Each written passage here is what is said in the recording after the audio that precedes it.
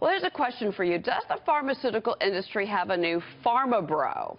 Mylan is the drug maker at the center of the controversy over skyrocketing prices on the life-saving EpiPen by nearly 550%.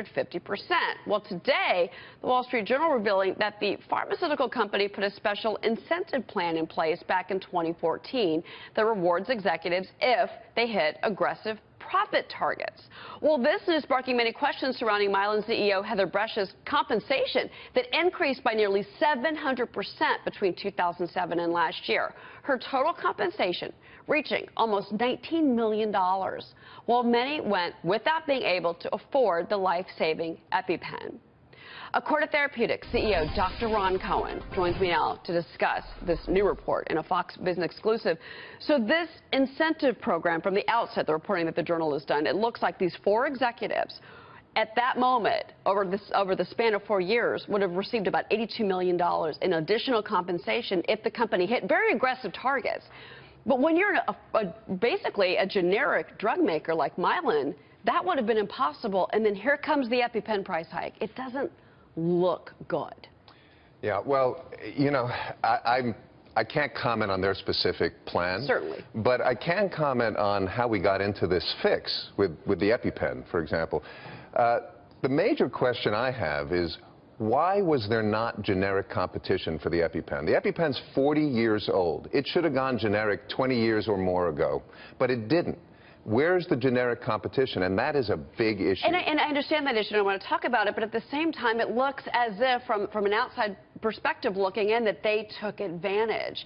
And EpiPens, it's a life-saving device, mostly for kids that have allergic reactions. So, you know, there's social responsibility and there's corporate profits. And it looks like this company in particular might have been taking advantage. So, again, I want to sort of get to a bigger issue that this is a symptom of, and that is any industry, when you have a monopoly provider, no one should be surprised if prices go up by a lot.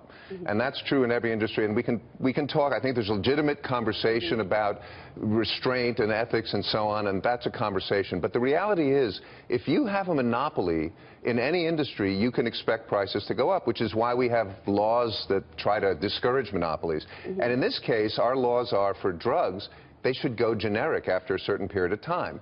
If for example, if there had been, let's say, 3 or 4 generics on the market 20 years ago or 10 years ago, we wouldn't be having this conversation. Everyone would have cheap EpiPens. Well, obviously the conversation is changing, and I think Congress is going to have a lot to say about this when they get back into session. But at the same time, what needs to happen, in my opinion now, is that we need to have another discussion about corporate governance and the role of boards and CEOs and compensation. This is what angers Americans when they see this kind of thing. Yeah, this is frustrating. I understand, and I'd be angry too, right? If you can't afford a life-saving drug for your child, of course you're going to be furious, and rightly so.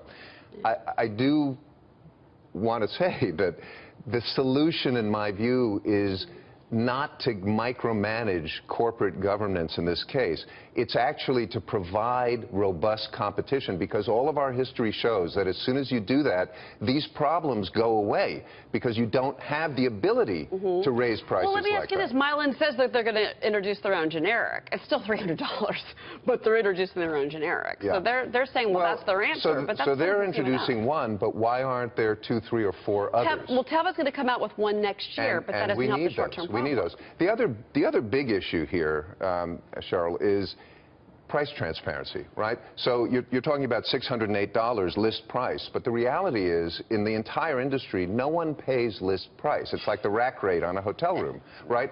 Insurance companies and pharmacies, and correct. And she's come out with that already. And so one of the most interesting pieces of this to me is that in 2015, Mylan took a 31% price increase. It's huge, right?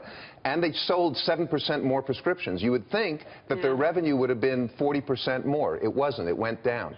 Where did that money go? And the answer is it went to the insurance companies. But why didn't that money go to lower co-pays for patients? We're going to continue the conversation. I'm up against a hard break. Cohen, Acorda Therapeutics CEO, thank you very much for your perspective on this continuing story.